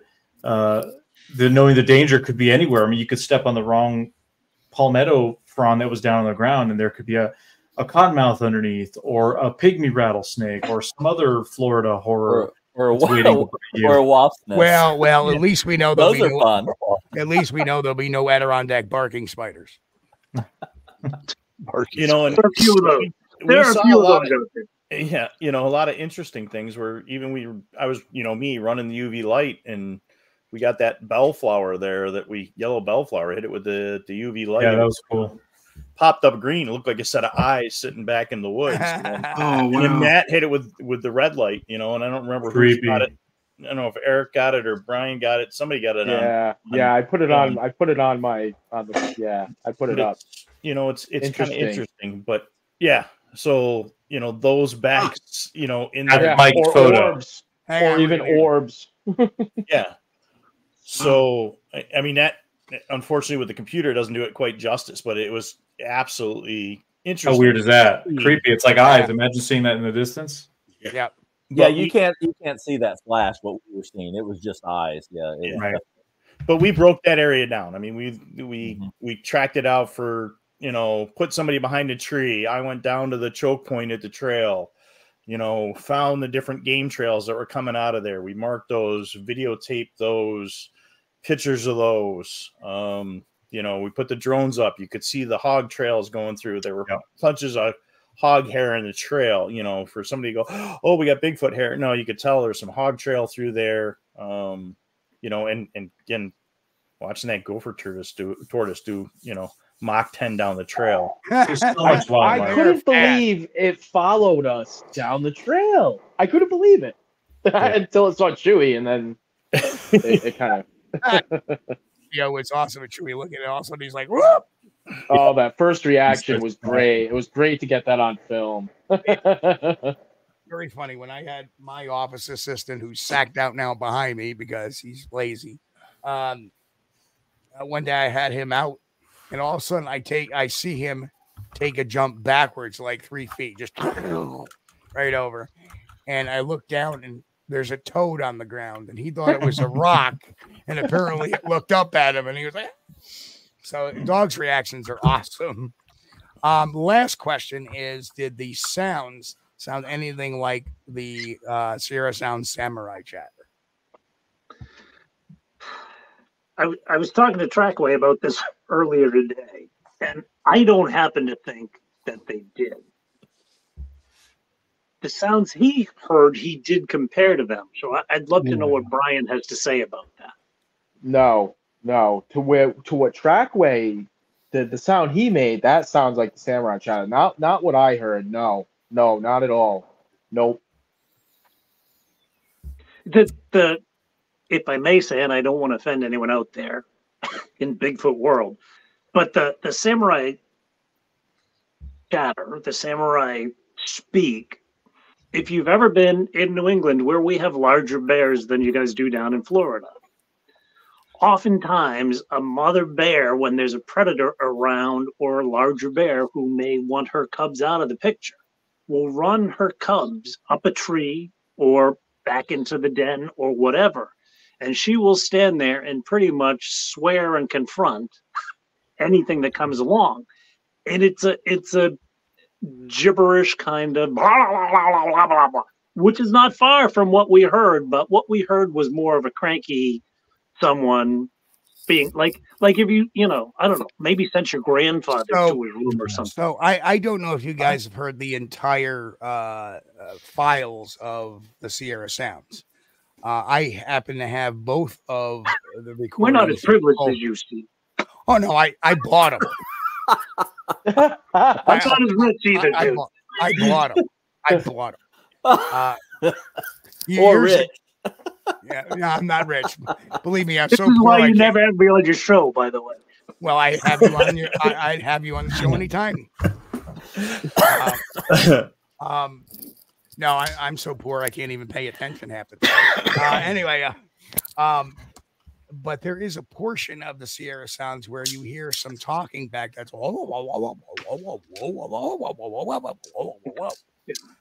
without, and then eventually leads into the samurai chatter.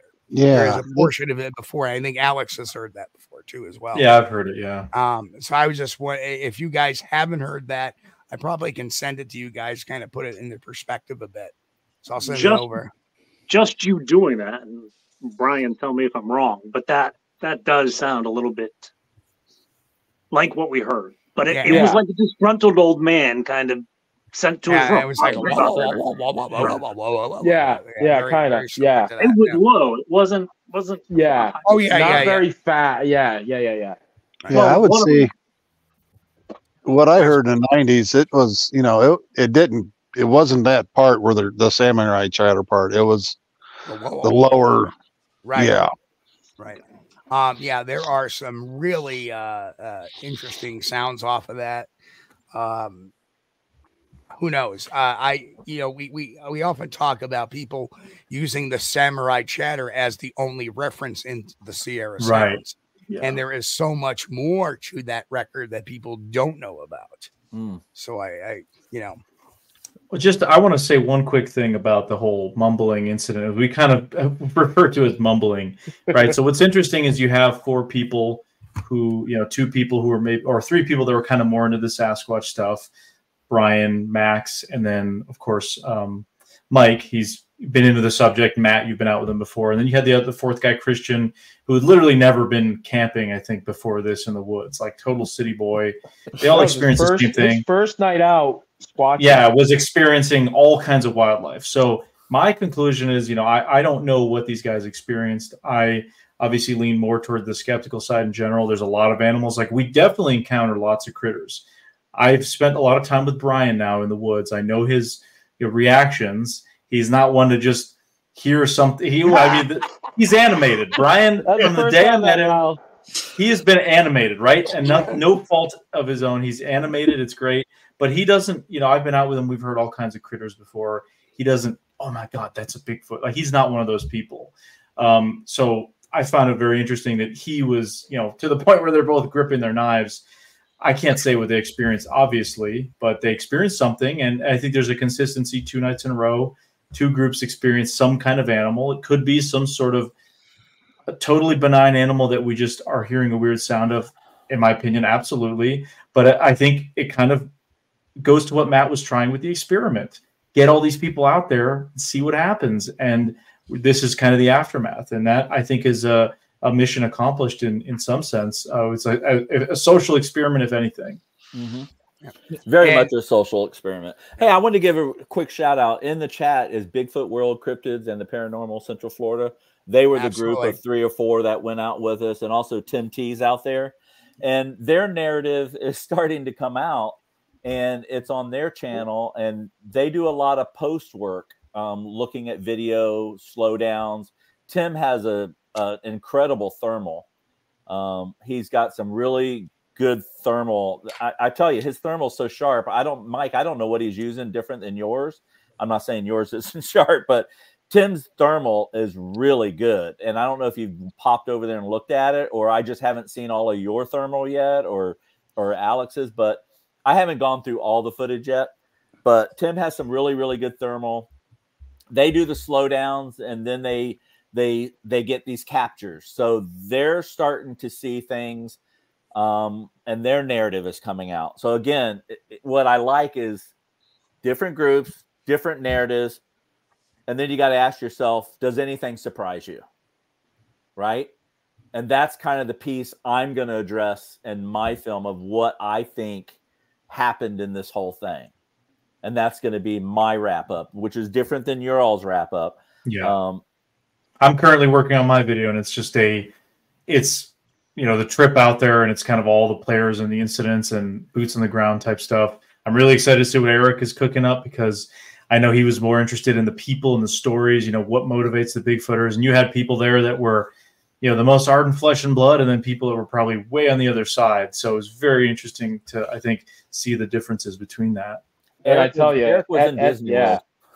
And I tell you, Eric's first documentary on this place, the Skunk Ape, the one he put out, what was it, last year, Eric? Yeah. It's definitely a must watch, because it's real. There's no BS, and just a great documentary on the area. Oh, thanks, man. Yeah, I got to say, Matt put a wonderful group of folks together. Between sharing all the food and hanging out and just, hey, we got something, let's debunk it right there in the field. We didn't jump on it was, X, Y, and Z. It wasn't Bigfoot right off the bat. My thermal stuff, I didn't catch anything that was out of the ordinary. I got my birds, I got us walking down the trail, but not seeing anything that jumped, that said, hey, we need to turn around and really take. I didn't even get any really good hog footage like I generally get. Matt and I have been out quite a few years now. Most of the time I use those thermals for in close to see if we had anything moving up around us. And it's and credit to you, Mike. Yeah, go ahead, sir. Well, no, Mike, I mean, he did this incredible presentation the first morning after our first night there, just talking about data collection. I mean, Mike is somebody that I've always looked to for this kind of stuff. He obviously has that sort of analytical police background, but I think with data collection, he gave a fantastic presentation. It was almost like a conference kind of feeling, right? And this was, the kits and all the stuff and the Pantones, the colors. I mean, we all know Mike. He does a good job. And I think it was great for other people who get out in the woods, who maybe don't take as much of a citizen scientist approach, to see some of the stuff. And then maybe if they do have something happen, they can say, hey, I remember what that guy told me, and I should do this. And then they might be able to send that off to somebody. So but I think it was a great learning experience. I will never forgive him for baking cookies at the campsite. That's roughing it. Yeah, fresh baked cookies. Yeah, I know. I didn't this time. I slept in the back of the car because, half of us on this screen may snore, so it's probably better that we're car camping. I think last week in Pennsylvania we were pretty quiet together. We didn't snore each other out and kept Chewy up. And we only had a couple incidents with people sleeping on their keys. Oh, man! Wow. I did it last weekend. Went to grab my car and had the doors locked. Well, that's three of us now. In my defense, I have a brand new Bronco Sport. I don't know how it works. It took me over 3 hours to figure out, Steve, when the tail hatch is up, how to turn off the interior light all the way off in the back. It's in that little rocker switch in the roof in the dead center, but it goes it looks like you pushed it up too far in the ceiling and broke it. And that's the way to kill the lights. So I have a screen system, a netting, that when the back hatch is up, it drops a net, and I got an inflatable. The best sleep I've ever had camping was in the Bronco Sport. Yep. Yeah, the back of those are awesome. Yeah. And you're not going to miss that color blue. Oh, wait, what color blue do you have, Matt? I got the powder blue with the white wheels. Very retro. It's not the Barbie kit pink, but it might be Ken blue.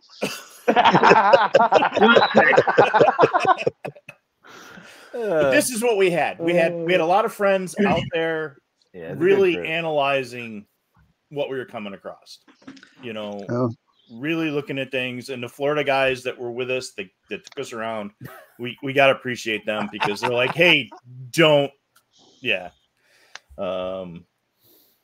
you know, yeah, I had to get somebody into their car while we were there. But the Fresca Bronco.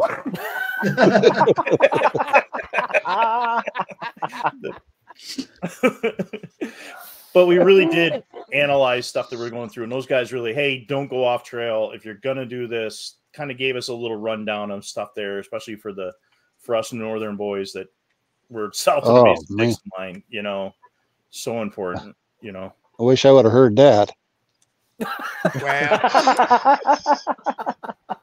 You know, I had Onyx out and it's showing all the trails, but then the trail disappeared. And that's all I can say. And we had to go cross country to get out.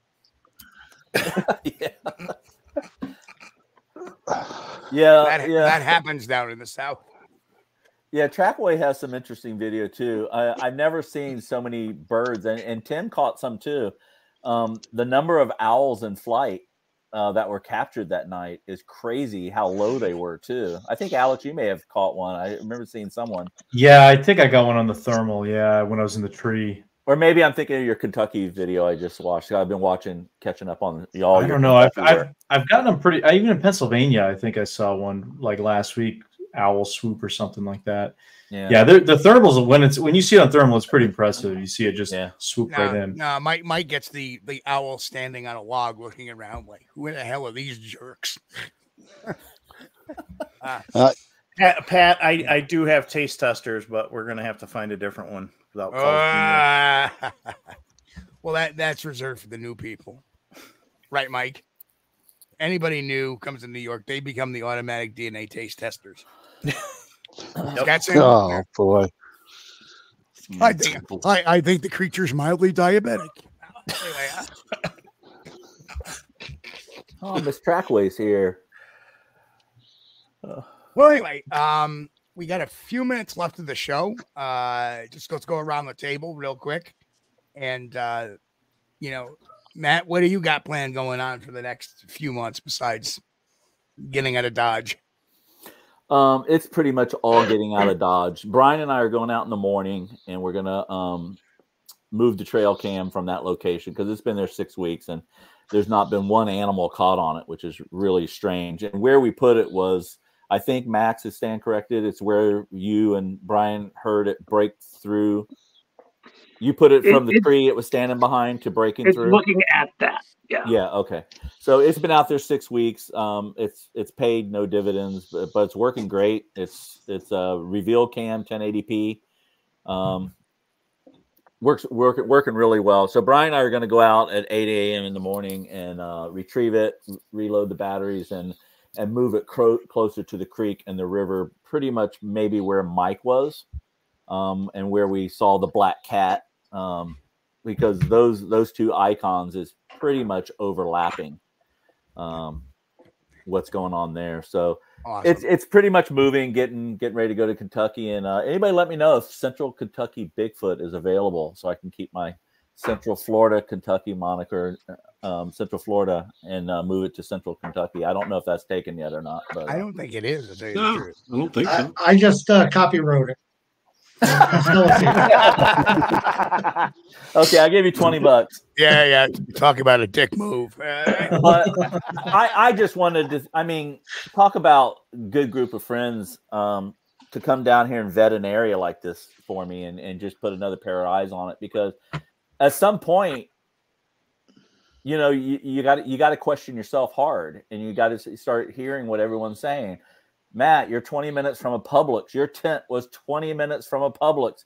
There can't be anything there. But if you go a mile toward the river, you're in land of the lost. And other than trail runners, there's nothing back there. There's poachers, Bigfooters, and big hogs and deer that will kill you.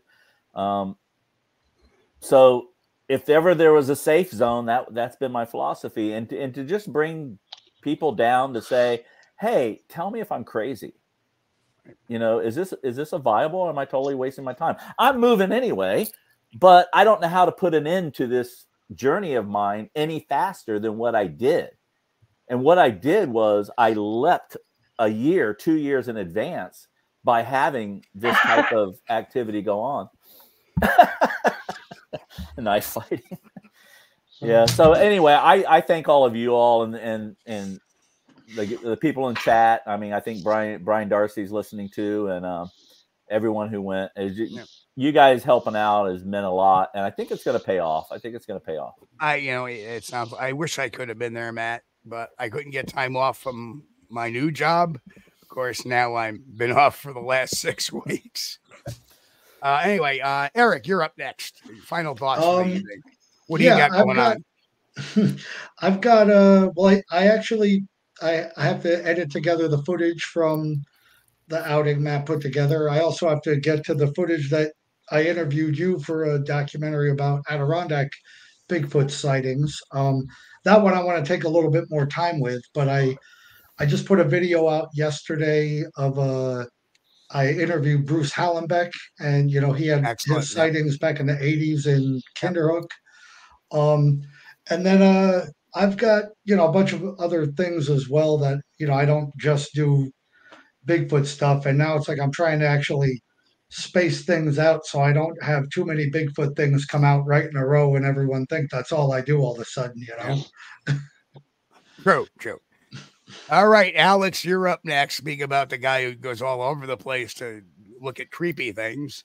Yeah. So obviously, like I said, I'm doing a video on this outing. I don't know if that's going to be the next one coming out. I'm kind of working on multiple at a time, but it'll be out within the next month or so, I'd say. And then I'm doing mostly stuff now, actually. I'm doing a little bit more, I've done a lot of Bigfoot documentaries in the past. Now I'm moving more into other stuff with my Strange Places series and other weird topics, and not necessarily paranormal even related, just other things that I find creepy and fascinating, and a little bit of Bigfoot. So yeah, just a kind of big mix of everything. That's mostly on small town monsters. So yeah. Excellent. Michael. I'm still trying to dump half of the footage that I have. Kill all the space on my computer, so trying to get that stuff out to these guys. Got a couple of speaking engagements coming up. I'll be at Monster Fest with Alex. I'll be in Rochester with you, Steve, in a couple of weeks. At the end of the month, I'll be back down in Florida with a couple of friends, checking that out again. And then you and I are back again in Rochester. So, and then we'll be back in Whitehall. So it's pretty much been getting around. Got out with Alex and Brian last week down in Pennsylvania. So really cool area down there. So are you, just trying to quick get out. Question: are you going to make the Pennsylvania Bigfoot camping adventure this year? It's on my list of things to do. So yeah, I'm going to be all over the Northeast and getting back to Florida as well for the Florida Bigfoot conference. And young Daniel, who you met with this morning, great interview too, by the way. Trying to get out in the woods down there with him when I'm down in Florida. So very nice.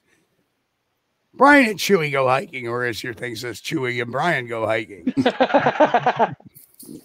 Well, I mean, I've been riding Alex's coattails going on these adventures with him. So I've been doing that with him the last couple of weeks. We got another adventure coming up in the Northeast that we're going to be, it should be a good time.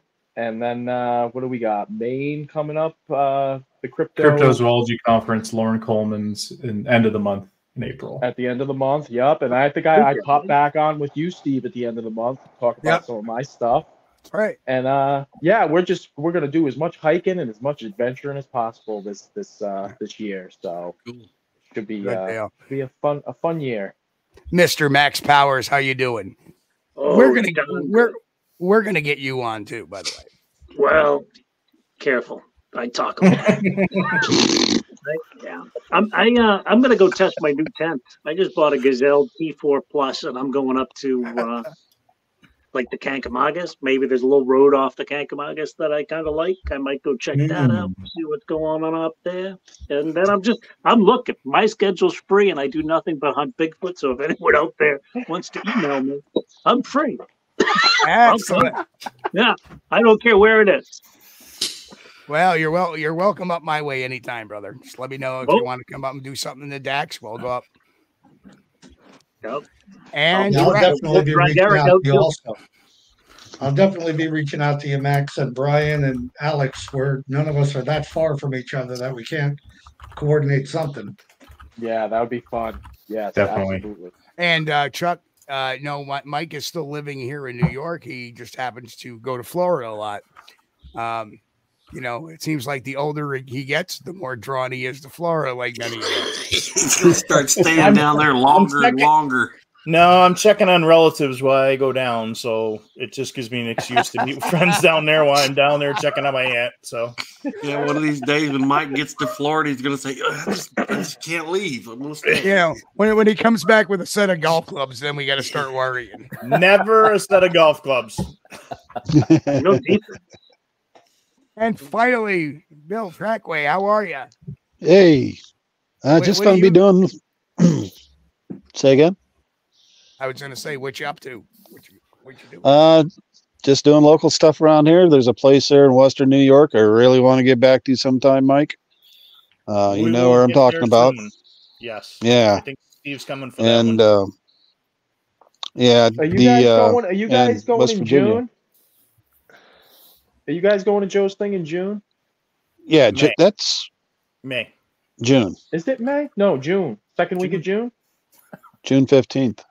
Yeah. Oh, it is June 15th. Yes, it's on my calendar. Yeah. I'm really much the only one that knows where we're going, so yeah, I better be there. Okay, Chris, do your thing, brother. Well, again, I want to thank. I'm gonna just go by the numbers here.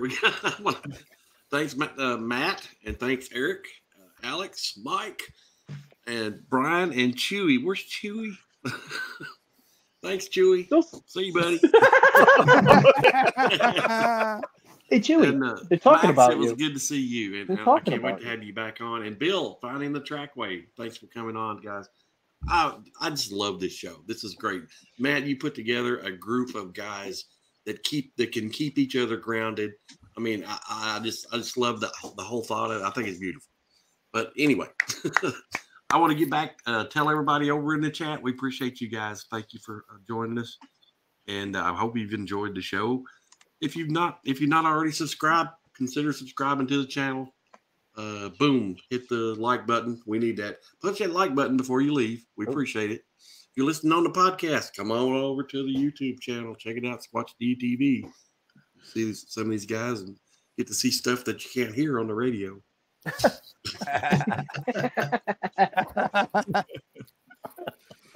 All right, folks, on behalf of everybody here at Squatch-D TV, thanks to all our guests tonight. I don't have to repeat the names because Chris already did it. And again, we love our audience. You guys are the brightest and best out there. And to all our new folks, make sure you hit that notification bell so you get informed as to when we release content. So as far as me and everybody else that's concerned, have a great week. We'll catch you all Friday night, 9 p.m. Eastern for the Bigfoot news. Until then, keep safe, stay healthy, and most of God bless. And of course, keep on squatching. We'll catch you all next week, folks. We thank you for being here with us on Squatch-D TV. If you haven't taken the time yet, please hit that like button and subscribe to the channel. And oh yes, hit that notification bell too. We don't want you to miss anything. If you really like our content, you should consider becoming a member, and it's really inexpensive and a great way to support not only the show, but honest Bigfoot research. Everyone have a great week. Be safe and God bless. We will see you all here next time on Squatch-D TV. Keep on squatching.